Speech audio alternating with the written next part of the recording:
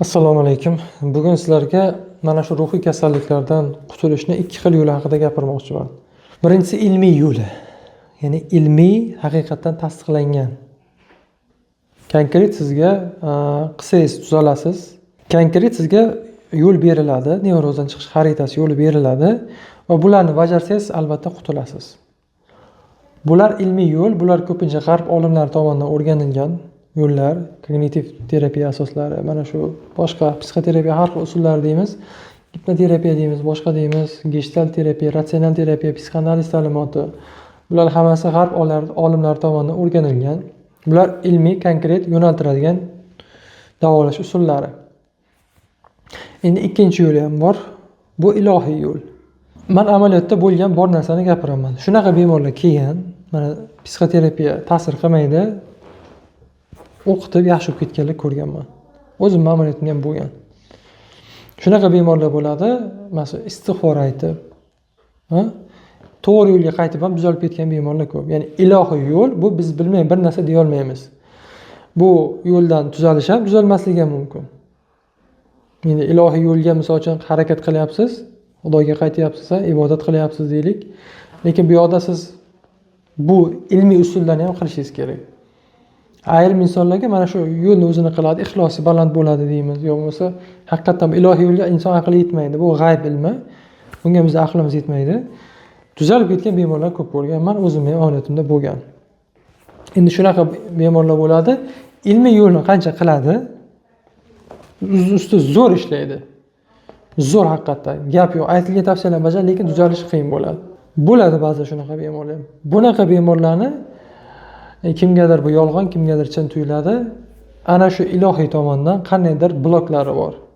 Bloklari degani, masalan, ota-ona bilan norozichilik, ota-ona dilini og'ritgan bo'lishi mumkin. Kimgadir haqqini yegan bo'lishi mumkin. Misol uchun, og'ir gunohlari, gunoh kabirlari ko'payib ketgan bo'lsa ham, mana shuncha harakat qiladi o'zini ustida, lekin qo'yib yubormaydi simptom. Oilasini norozi qilgan bo'lishi mumkin, bilmadim. Ko'p unaqa gunoh kabiralari. Mana shular insonda bu ilmiy yo'l bilan chiqib ketishiga yo'l qo'ymaydi. Mana bu o'zini qilgan kamchiliklarni to'g'rilab, ota-onasidan agar kelishmovchilik bo'lgan bo'lsa, rizochiligini olib, mana shu gunohlarni yuvgandan so'ng tuzalib ketadi unaqa bemorlar.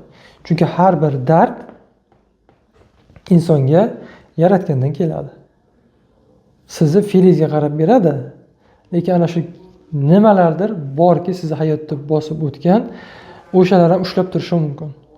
Endi shu o'rinda bitta narsa aytmoqchiman. Bo'ldi, meni Xudo tuzatar ekan deb, faqat ilohiyatga qaytib, boyagidek ezoterikaga ham o'tib ketib qolmang, chunki ularni tuzog'iga ham ilinib qolishingiz mumkin. Qaysidir avlodingizni kechirish, bir nimalar qildirishadi. Ilmiy tomon birinchi o'rinda turadi. Ilmiy tomon bilan birga albatta keyin bu tomonni ham qilish kerak. Ilmiy tomonni tashlab qo'yib, siz bu yoq bilan tuzalishingiz ancha qiyin bo'ladi. Nisbatga qaraydigan bo'lsak, baribir ilmiy tomon asoslangan. Lekin ilmiy tomonda ushlab turadigan ko'rinmas tomoni bu boyagidek ilohiy tomon bo'ladi. Ilohiyot. Shuning uchun agar kimdir tuzalmayotgan bo'lsa haligacha o'z ustida ishlab, albatta ishlayotgan bo'lsin. Quruqdan quruqqa o'zini aldab yurgan bo'lmasin. Men tuzalmayapman deb dangasalik qilib yotib olib.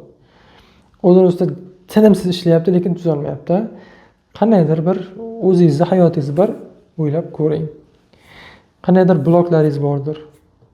Ota-onangiz bilan, boshqalar bilan o'shalarni ham bir o'ylab ko'rish kerak. O'shalarni ham yopsangiz, birgalikda hammasi mukammal bo'lsa, ana unda haqiqatan tuzalib ketasiz. Shuning uchun o'zingizni yaxshilab isloh qiling. Har tomonlama shifo albatta bo'ladi. Bu kasallik tuzaladigan kasallik, 100% tuzaladigan, faqat shifo nimadanligini bilishimiz kerak. Bemor kelgan, oldimga bo'lib o'tgan voqeani aytaman. Hech qanaqa dori ta'sir qilmayapti. Hech qanaqa psixoterapiya usuli ham ta'sir qilmayapti. Eplolmayapti o'zini. 40 kun majburlab, bog'lab, domlaga o'qitishgan, yaxshi bo'lib ketdi shu bilan. Lekin yotqizib ham ko'rildi, effekt bo'lmayapti. Lekin mana shundan shifo topib ketadi. Ba'zi bir insonlar keladi, qancha o'qitadi ham foyda topmaydi. Uni bu tomondan foyda bo'ladi. Shuning uchun ikkalasi ham deyapman. Albatta birinchi ilmiy tomonni ko'ramiz, bo'lmasa keyin ilohiy tomoni ham. Endi ilohiy tomoniga faqat o'qitish emas, albatta boyagi aytganimdek rizochilikda ham gap katta. Bir qalbni agar og'ritib qo'ygan bo'lsangiz, u qalb sizni kechirmagan bo'lsa, sizda muammodan qutulish qiyin bo'layotgan bo'lishi mumkin. Chunki bu narsani biz ko'ra olmaymiz. Bu g'ayb ilmi. Bizga u narsa ayon emas. Biz faqat moddiy narsaga bilan harakat qilamiz.